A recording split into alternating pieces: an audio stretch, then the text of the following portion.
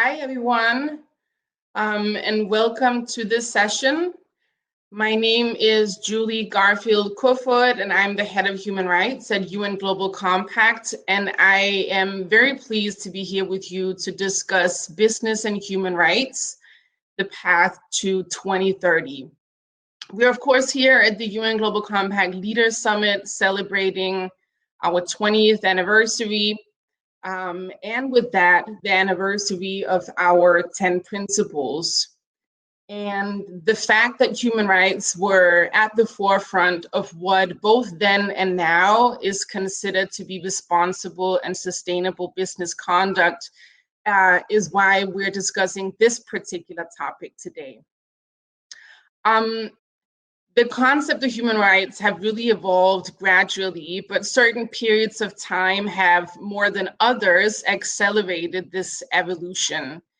The period of time, for example, between the American Declaration of Independence and the end of the French Reign of Terror, as well as the time after the Second World War with the adoption of the Universal Declaration of Human Rights up until present day.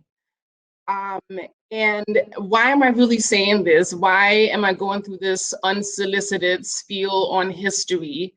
Well, I'm really trying to underline that although human rights are both uplifting and unifying, they were born out of war. And they also serve as a somewhat ominous reminder that if we stray too far, if we curtail these rights, we will potentially suffer.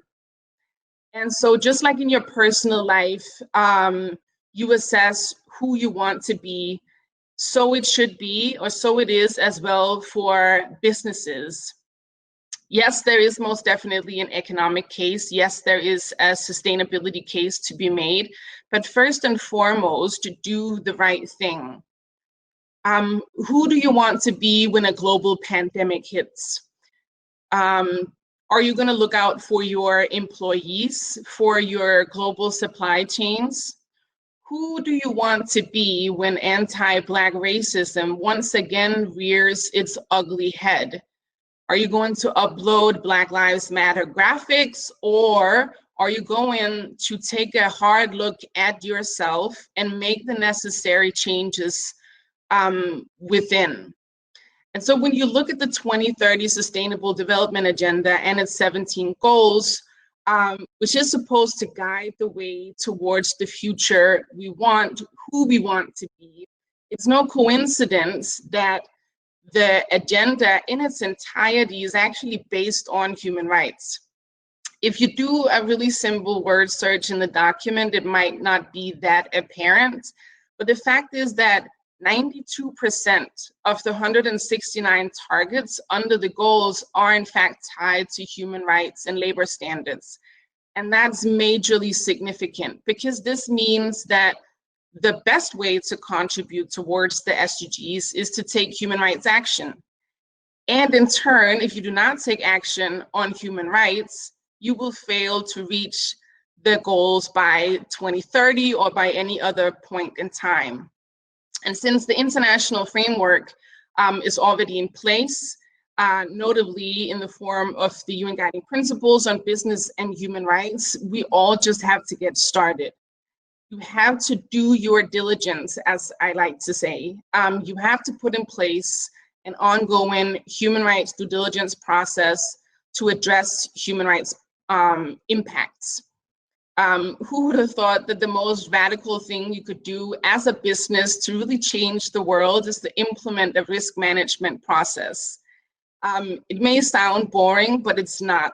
And at the UN Global Compact, we will be putting increased focus on requirements around human rights due diligence through new initiatives such as the SDG ambition and through the revision of our own accountability mechanism, the communication of progress.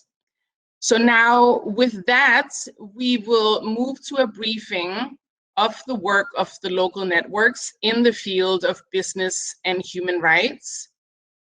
And I am very pleased to introduce, as our speakers come on camera, Cristina Sánchez, Executive Director of UN Global Compact Network Spain, Marcel Engel, Executive Director of UN Global Compact Network Germany, Bella Imalayen, Executive Director of UN Global Compact Network France, Steve Kenzie, Executive Director of UN Global Compact Network United Kingdom, and last but definitely not least, Daniela Bernacchi, Executive Director of UN Global Compact Network Italy.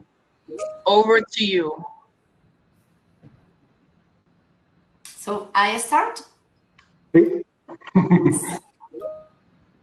Well, it's a pleasure. Thank you, Julie, for organizing and put together some of the European local networks. It's a pleasure to share and to see all my colleagues. Normally we see in person in New York in these meetings, but this time we have to just share screens. Anyway, I think this is a very exciting this local network, and we as a Spanish local network, we have been working on human rights for a long time, and is one of the areas that we find that the companies, they are working well, but they are not advancing as fast as we like. They have a lot of policies in human rights, our companies.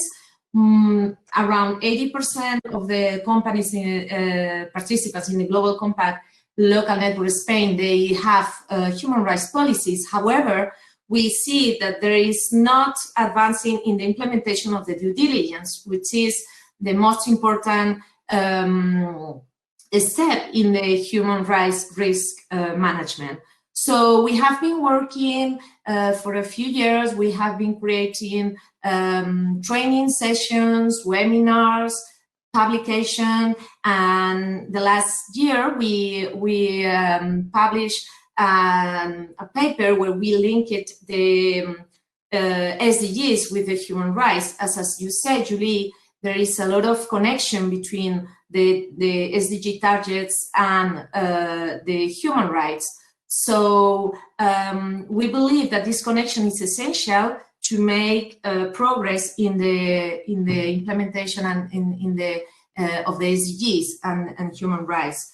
And I think it is important also for our companies to have this shared European perspective. That's why we create this European working group together with some of the European networks. And I think it's a good thing just to meet together with other companies, different sectors, not only large companies, which are normally the companies that are advancing faster in the human rights perspective, but also the SMEs. We have a lot of challenge. I think I share the challenge with other European countries as the management of the supply chain, the perspective of the SMEs, and also to work together with governments and other international organizations. So even if we have been a progress in the awareness of the importance of the human rights, we can see still that there is a long way to do. And I think we as a local network, we have an important role and a very sensitive role in this case.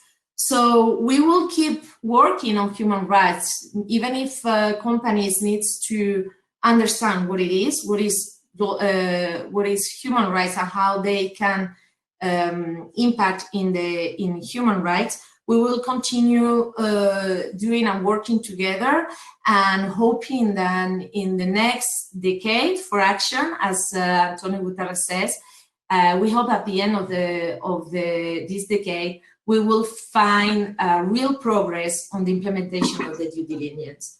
So I would like just to give the floor to my colleague Marcel from the Global Compact Network from Germany.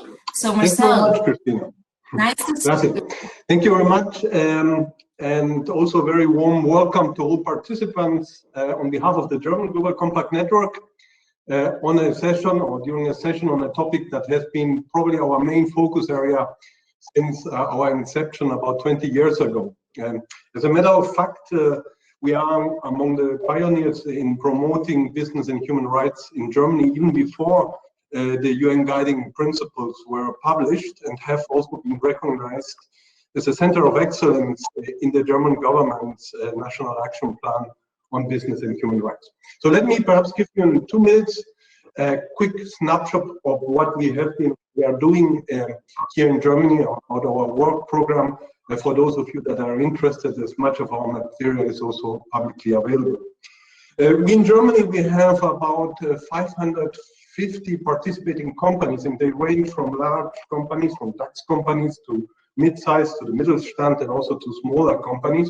So what we try to do with our offering on business and human rights is to cater to them wherever they currently are on the learning curve, which means that we have also quite a few programs, a lot of programs, especially for smaller companies, for starters on business and human rights. This includes year-long webinars that we offer, and also guidance materials, tools, and reports. As mentioned initially, much of this material is available to our website, and we have also translated a lot of this material into English to ensure a wider dissemination beyond our own borders. As a second level,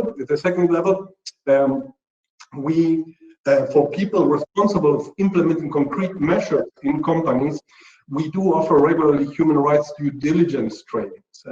These ones have been largely focused in Germany, but we've been also working with German companies and their suppliers abroad, and in cooperation with other local network partners worldwide. We've organized also training sessions in India, in South Africa, in Ethiopia, in Ghana, in Tunisia, and in North Macedonia.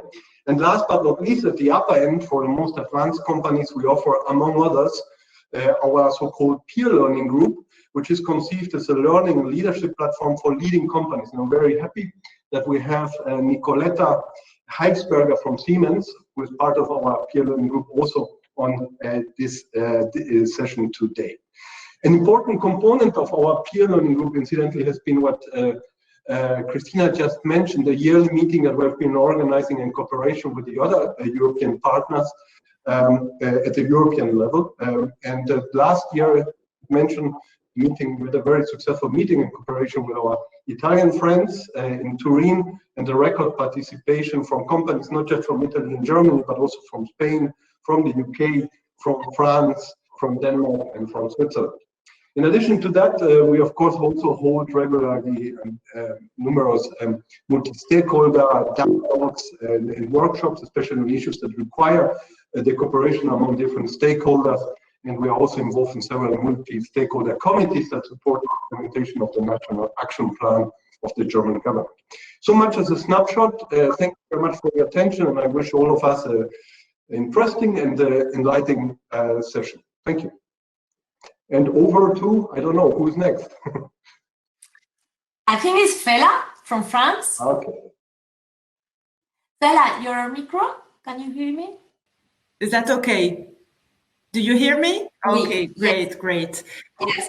So hello, everyone. Hello, our fellows. And hello to everyone who's joining this session. I must say that I'm very pleased to be part of this session and to have the opportunity to talk in such a peculiar moment about human rights. We all know what we are facing today and how much all the topic as inequality, anti-discrimination, racism, and so on are so important to us as a citizen, but also as, of course, companies. So I would like to share just a few insights on our French local network and on what is happening here in terms of work. First, we must say that we have a positive context in France. We have a law since 2017 called the Law on the Duty of Diligence, that compel companies with over 5,000 employees to have an action plan on due diligence and to measure all the risks that they tackle in terms of environment, and corruption, and of course, human rights. So this is something that helped us a lot to work with the company. So since 4 years ago, we have created a working group that gathers 75 of our members on human rights. What is important, and you say that, Cristina, is that within this group we have both big companies, but also small and medium enterprises, because of course human rights are topic that we need to tackle on all the supply chain of companies. So first of all, we have this working group.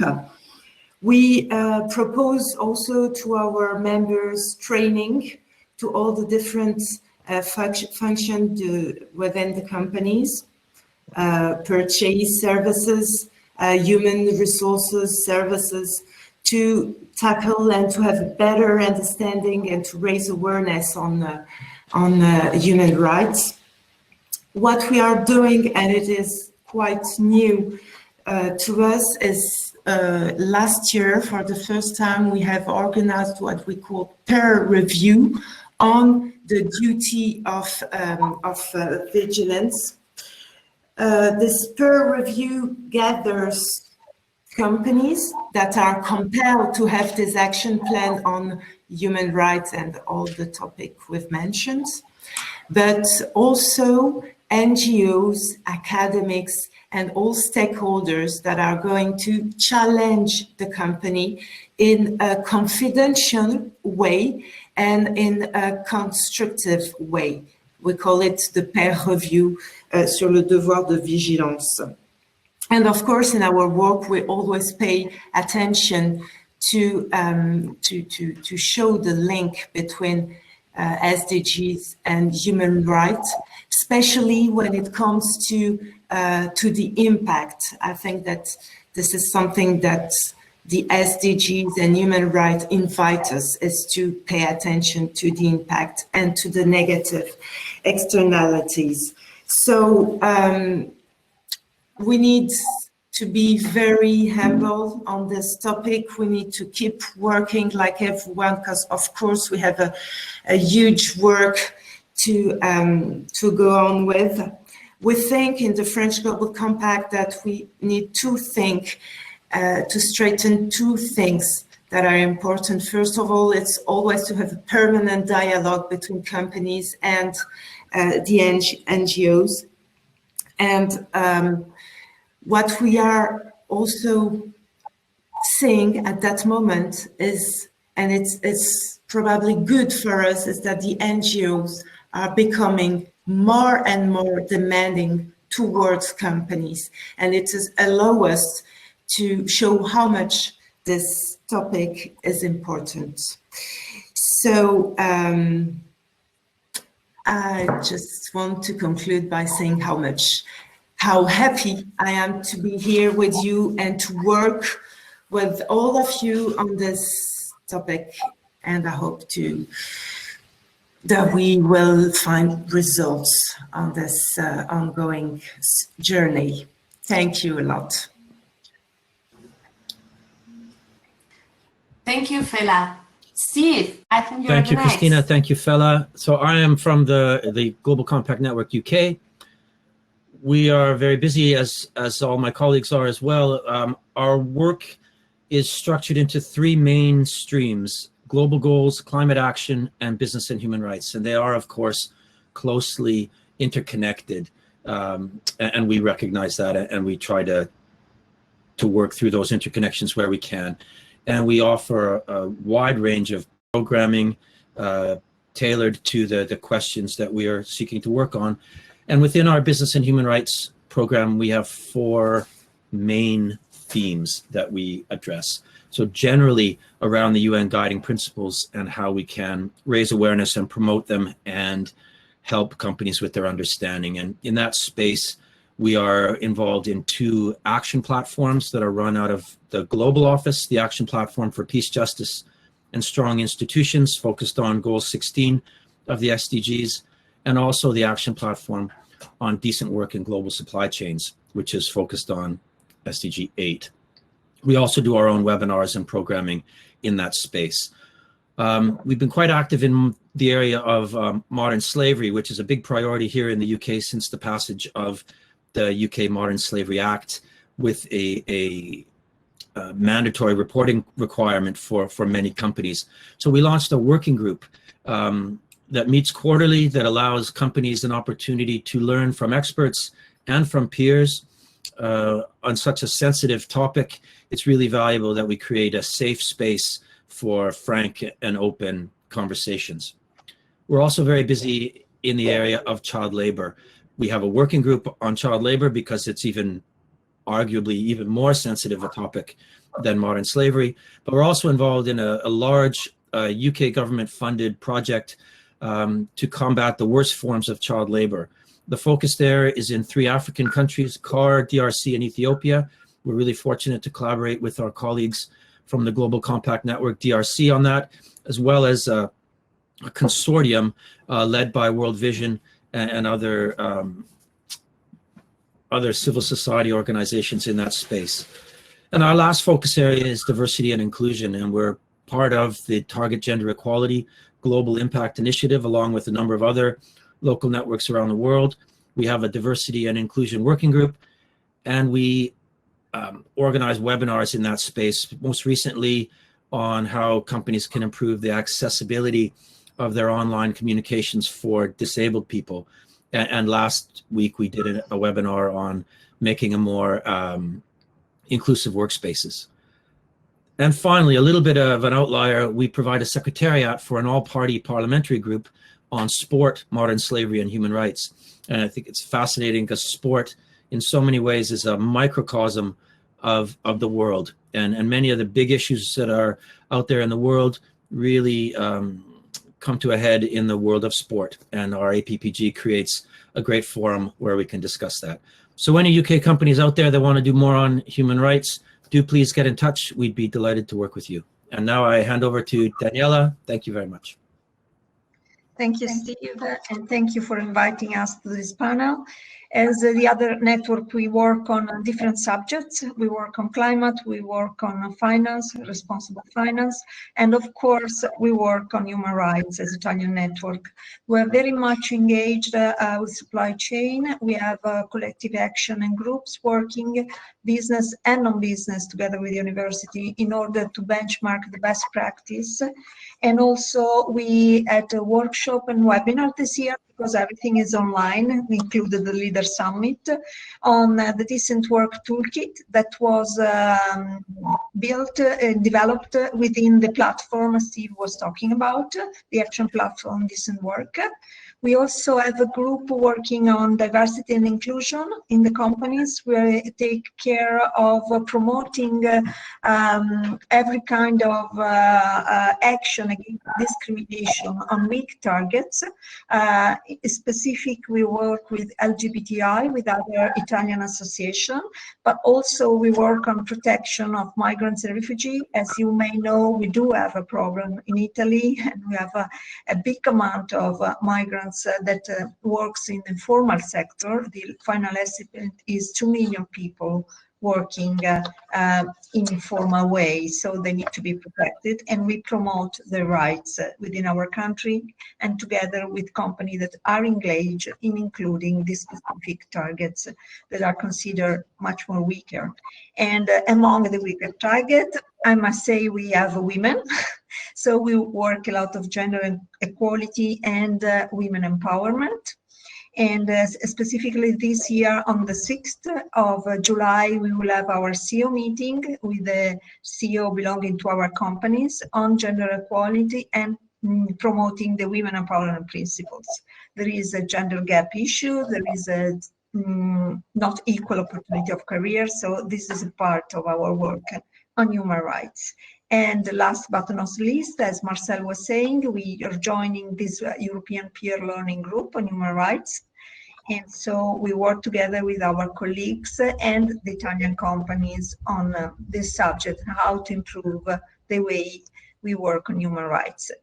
So I think that joining this session and working together with the other network is a real opportunity for the Italian network. And thanks so much for inviting us today. I leave it to you. Thank you, Cristina.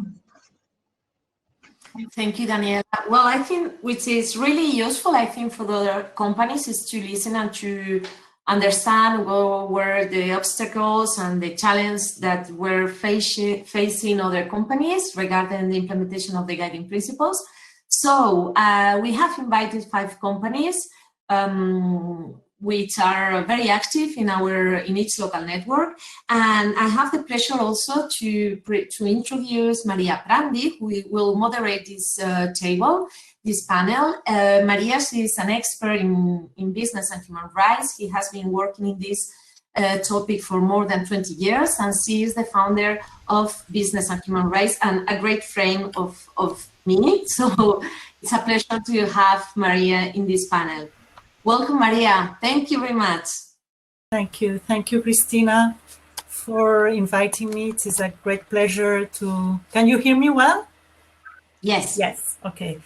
So it's a great pleasure for me to be part of this panel and moderate the participation of great companies and global companies such as Eni, Vodafone, Siemens, Telefonica, and Michelin. So I would like to invite the company's representative to join the platform so we can start the conversation. Hello. Hello. Hello, Nicoletta. Hello. Carlo. Hello, Laura. Hi. Hello. Thank you. We still wait for Sophie Perrier. But I can start with the introductions while we wait for her to join us. So as a director at BHR for the last few years and a long experience of more than 20 years in the business and human rights field, I am very happy to share this panel with you and have the opportunity to learn from you and all your experiences and methodologies about all the human rights impact assessments and other due diligence processes that I'm sure you are carrying on. So I would like to introduce Luigi Sampaolo, which is Vice President and responsible for projects and sustainability strategic relations at Eni. Hi, Luigi. Hi. Laura Conan is also here in this panel. She's a senior human rights manager at Vodafone. Hi, Laura. Hello. How are you? Nicoletta Heilsberger. She is senior manager for sustainability and corporate responsibility at Siemens. Hello, Nicoletta. Hello. Thank you for participating and for your time. And we are, last but not least, Carlo Manel Trout, which is head of sustainability and responsible business at Telefonica, which is based in Spain. Hi. Hi, Carlo. So, yeah, I think that we only have 30 minutes, so I would like to kindly ask you to answer my questions as briefly as possible, but of course we want to hear you and we want to learn from you. So I would say that, yes, I'm starting with some questions that we can answer. You can answer in a row, but then I can ask you some questions which we can discuss all together at the end of our conversation. So my first question is for Luigi.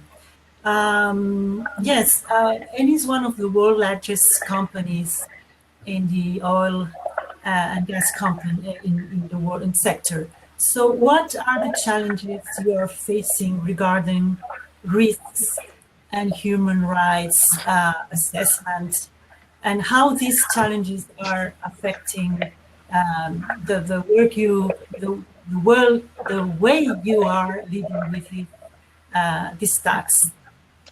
Thank you, Maria, and thank you for the invitation. Eni is a network company operating in 66 countries, just to give the dimension of the challenge that you were mentioning, with 31,321 people. So human rights is about people. There are many people in the company. There are a lot of internal stakeholders, and there are a lot of external stakeholders. So I think that the first challenge that I would highlight is that we need to design, establish, and put in place a coherent due diligence system internally. And this must be multidisciplinary and multi-level. And this is what we have tried to do. Multidisciplinary, because if we think of our salient issues that we have identified, they are very different. We have human rights in the workplace, in the supply chain, in the business partner relationship, the security, and of course for the extractive sector, the communities, human rights in relation with communities. So we need also a multi-level approach, a high-level approach at board level, and then we go through the support function that are more affected by the salient issue that I was mentioning. And of course, there is the industrial operation level. So we try to build this system with this characteristic that I was mentioning. And how did we tackle this? This was also your question. I think that we had commitment at a very high level, with the CEO directly engaged in this process, with communication to all the employees, and also event dedicated to human rights. At board level, a statement was approved at the end of 2018, and it is a document that is based on the salient issue analysis. And then there was the activity of an integrated groups with many internal stakeholders, and this is very important in order to have a plan, a multi-year plan, but also, I think, to create a culture, a company culture on business and human rights. That is the most fundamental ingredient that I would mention, because everybody, I think, after these years of work in the company, will feel quite familiar with the technical aspect of the UNGP, the guiding principle, and this was part of our goal and target. The other point, of course, the challenges are on the field of operation. If when you for the project that we have identified as the one to prioritize, industrial project, we conduct a human rights impact assessment, and the human rights impact assessment have an action plan. For instance, in Myanmar, just to give an idea of the number of people that are involved and the complexity of the problem. So to conduct exploration activities in Myanmar, we conducted this human rights impact assessment with the help of the Danish Institute for Human Rights. And at the end of this process, we had 16,000 landowner of land plots that were mapped previously by the company, compensated in a transparent way, and through a process that also had as a protagonist also liaison officer that the company also engaged, and they came from the communities that were around the project we were building. So it's a very complex scheme, and I would summarize, just say that commitment, culture, and organization is very important to tackle these challenges. Mm-hmm. So I understand that it goes from this company culture, new mindset, to implementing very concrete and detailed methodologies in the field, in the operation field. So exactly. Very interesting. Okay, thank you, Luigi. I am turning to Laura O'Connell. Thank you. Yeah, also Vodafone is a company that operates in many different countries and regions. So what differences are you identifying between human rights risks in, for example, Africa and Asia in comparison to Europe? And how are you managing also these differences and maybe similarities in some ways? Thank you, Maria, and thank you for the kind invite to participate in the discussion today. I'm honored to be in such distinguished company. Just like Luigi, I should probably start by saying a few words about the company to provide some context. So Vodafone Group is based in London, in the UK. We operate in 22 countries across Europe and Africa. We have approximately 100,000 employees and 362 million mobile customers in the markets where we operate. When it comes to managing things like human rights issues across all these markets, central governance has been really useful for us, like with any other risks.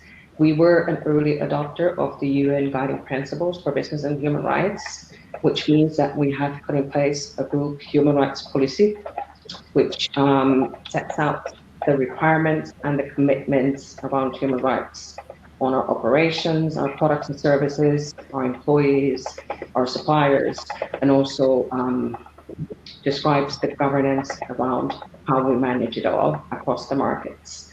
In addition to the policy, which obviously applies to everyone working for or with Vodafone, we have also put in place human rights due diligence, and I was actually very intrigued to hear your introduction on the human rights due diligence, because as far as we're concerned, the UNGP, as it describes human rights due diligence, it's really not only about conducting human rights impact assessment and mitigating the issues, it's also about making sure that you integrate relevant safeguarding mechanisms in your business operations, that you take actions on the gaps that you identify. It's about continuous improvement, tracking and measurement of progress in your human rights implementation, and also certainly, last but certainly not least, it's about transparent communication.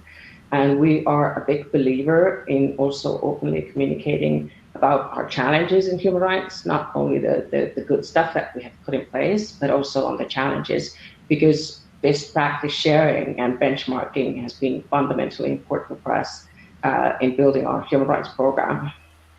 We, for example, discuss the challenges or the potential incidents that we've investigated in our supply chain, or as a result of stakeholder concerns in our modern slavery statement, which we actually just released at the beginning of the month. And we were also the first communication service provider to start reporting on law enforcement disclosures, which basically provides detailed data on the requests we receive as an infrastructure provider to provide law enforcement assistance. So with that, I think that just to summarize very quickly the answer to your question, the UNGP has really been the guiding principle, if you like, no pun intended, on our implementation and our governance across group on human rights issues. Thank you. Thank you, Laura. I think we could talk forever about all these issues. But we have a very few minutes to be here together. So I would like to invite now Nicoletta, which is in another sector and which maybe has some more insights about the relationship between human rights and the SDGs. As Siemens is not only committed to respecting human rights, but also to achieving the SDGs. And there has been a lot of debates about how the link should be and what the relation should be. And so we would like to ask you about what your experience here is about the coordination of the work in these two, in relation to these two frameworks. Thank you very much. And thank you also for the invitation to speak today about this important topic. I hope you do understand me without an echo. So, yes. As you say, we are both committed to driving forward the sustainability agenda, but also the human rights agenda. And I think both do work hand in hand, and they should also be tackled hand in hand. I mean, if you just look at the UN Agenda 2030 with its sustainable development goals, you know, pretty much every sustainable development goal, whether it is about eradicating hunger or providing clean water or reducing diseases, fostering climate action, eradicating forced labor, they all have an element of human rights. And it is a call about respecting and protecting human rights in order to make the UN Agenda 2030 a success. So this is definitely also our understanding. But let me give you a bit of an experience and lessons learned as a sustainability practitioner, how it unfolds when you are, you know, fostering the SDGs, because I think you can definitely see that companies are increasingly orientating towards the SDGs, and this could be via the sustainability reporting or via, you know, defining clear and measurable targets.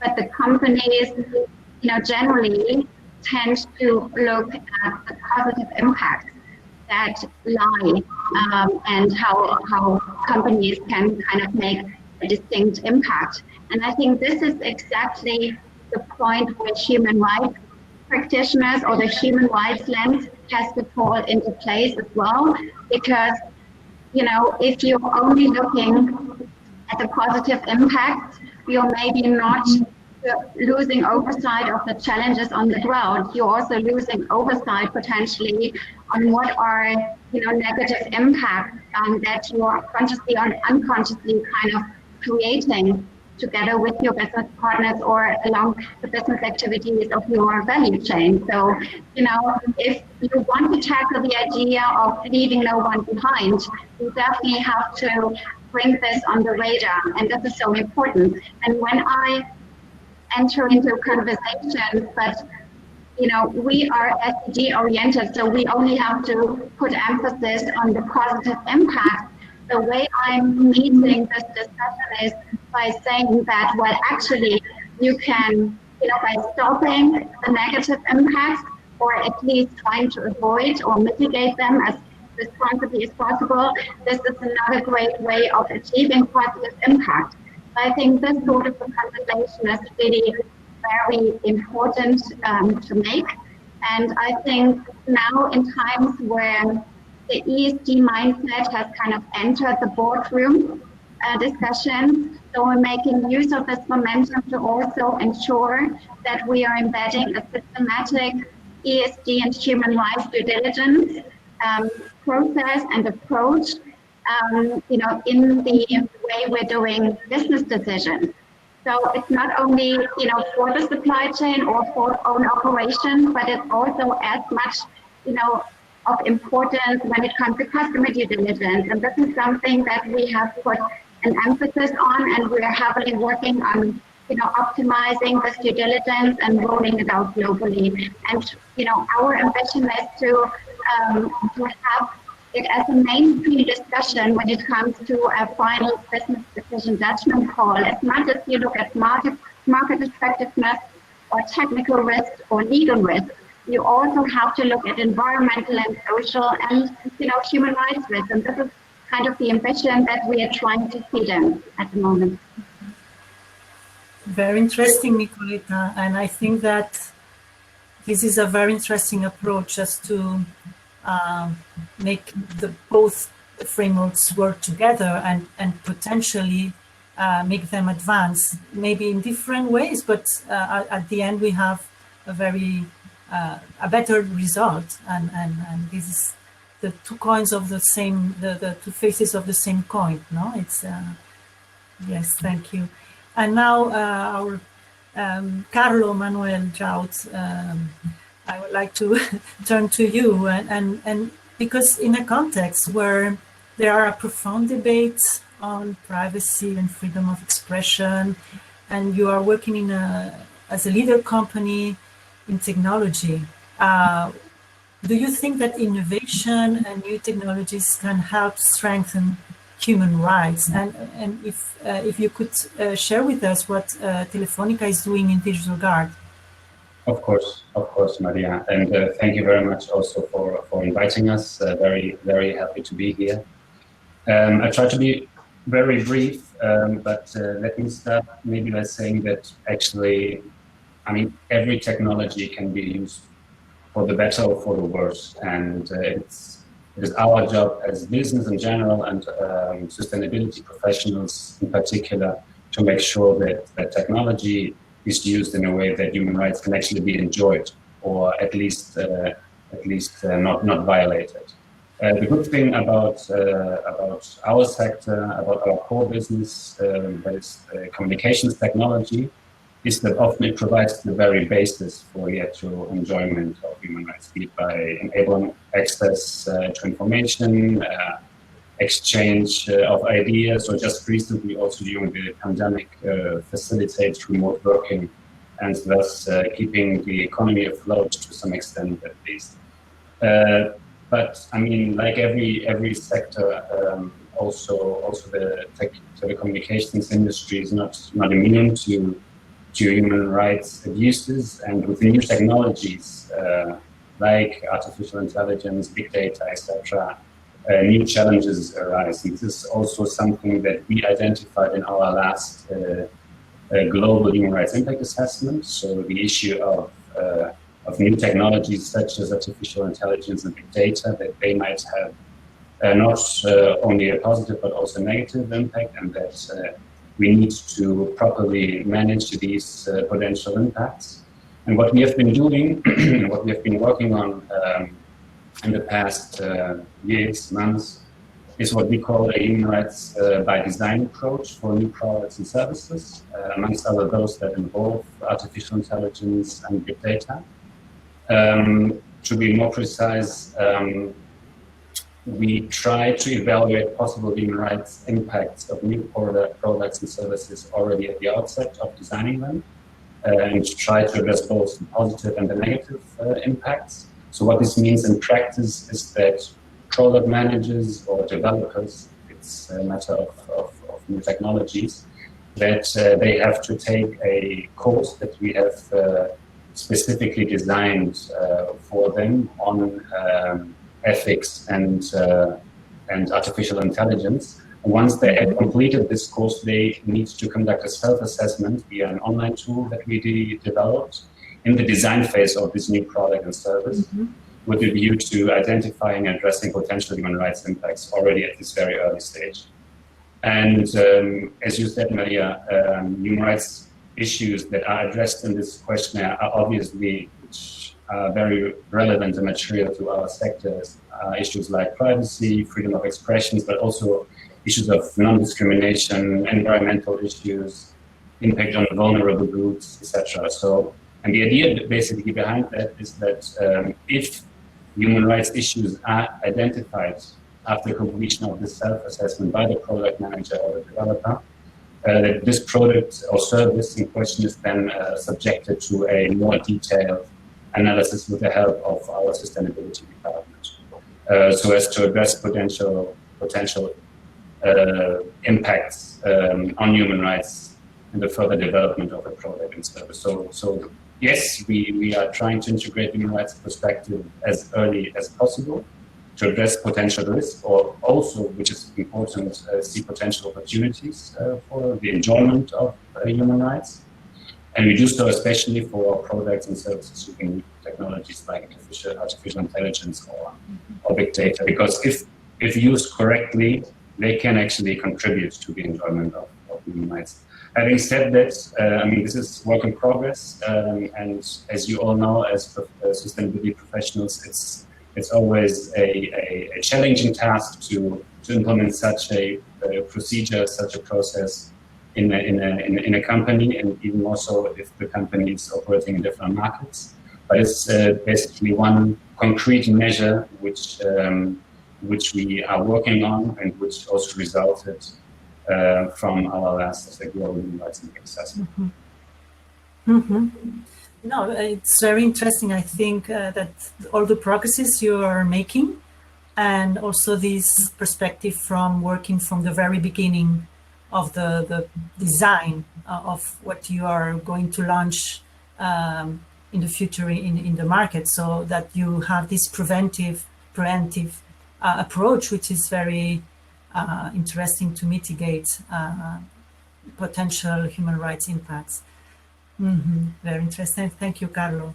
So now we have 10 minutes left, and I would like to ask you something which is also on the news, which is related to this potential European legislation on due diligence approach based on binding human rights due diligence legislation, which seems to be something that the German presidency of the Commission and the European Union will be working on in the next month. Yeah, and this links to another question. So what is your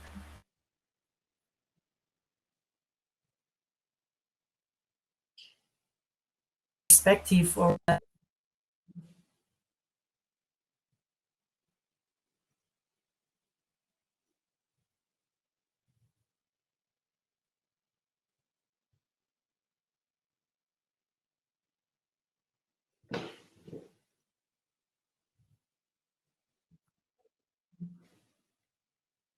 Maria, I think we are losing you.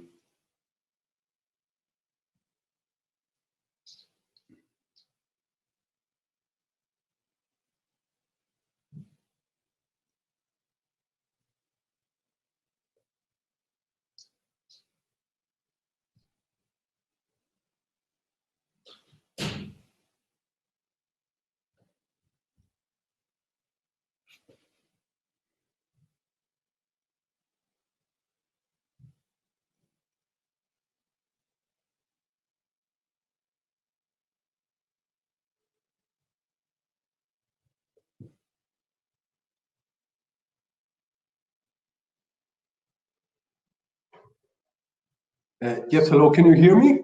Yeah.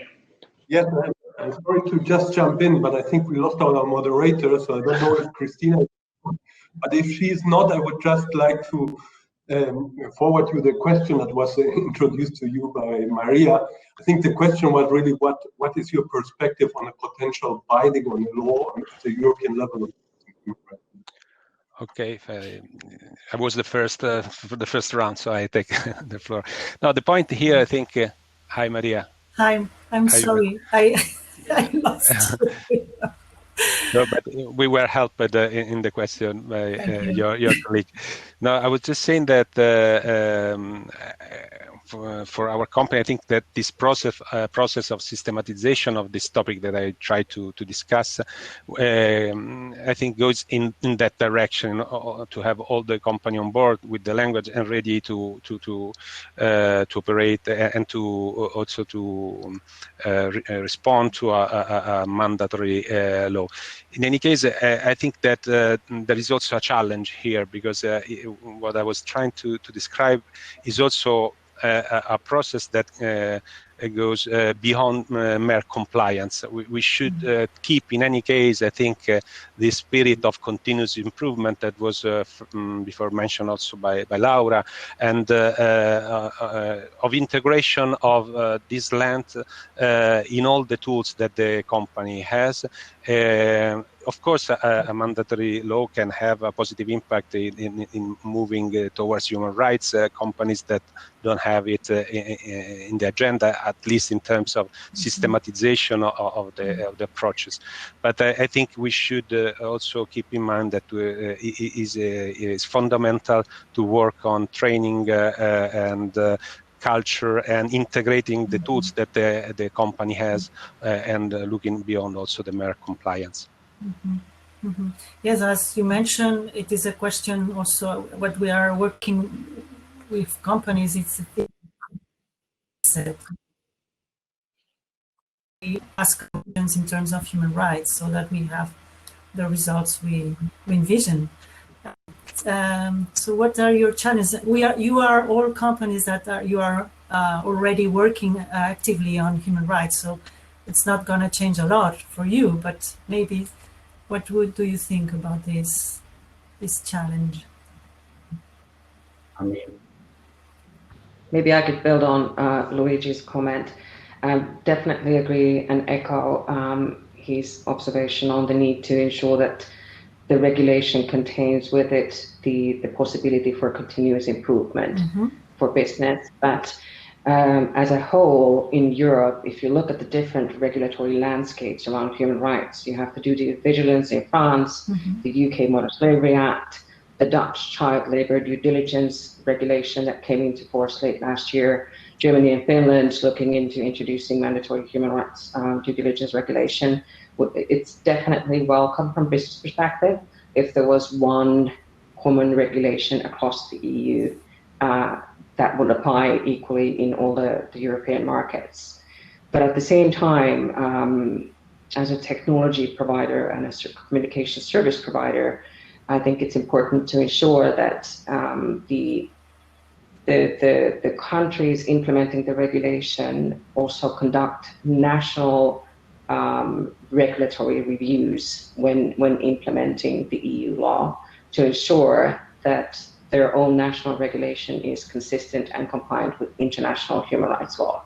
Because at the end of the day, companies operating in these local markets must abide by local regulation. So it's critical to ensure that local regulation, national regulation is compliant and consistent with international human rights law. This is a very interesting point that you're raising. Thank you, Laura. Nicoletta, please. Yeah, I mean, the general idea about regulation is, I think, a good one. I mean, it does create, you know, a levelized playing field. It does help you by law mandatory to adhere to a certain standard so that you don't make profits at the expense of people and, you know, people at planet. So I think this is a really good idea. And if I can articulate a wish, then it would certainly be to go away from domestic approaches, but rather to strive to do a regulation at the European Union level, which I think is actually the thing that is currently under discussion. And another wish that I would also have is to not, you know, foster on bits and pieces of the human rights arena. So it's not only about child labor, it's not only about modern slavery, but really ask the companies to identify the salient issues and, you know, so that they are being held responsible to preventively identify, assess, and mitigate those risks responsibly. But let me conclude with a final, you know, perspective from our side. You know, when you look at what really drove our ambition to raise the performance bar, to continuously work on optimization and to really embed human rights and easing across the organization and into responsible business conduct practices, it's less the expectation that there will be more and more regulation. I mean, we do observe that this is going to happen, but it's more, I think, in order to, you know, fulfill our entrepreneurial duty to act responsibly, to, you know, secure our social license to operate. Because I think, and the responsibly minded investors, I think they are pushing hard for this mindset, and the managing board are embracing this.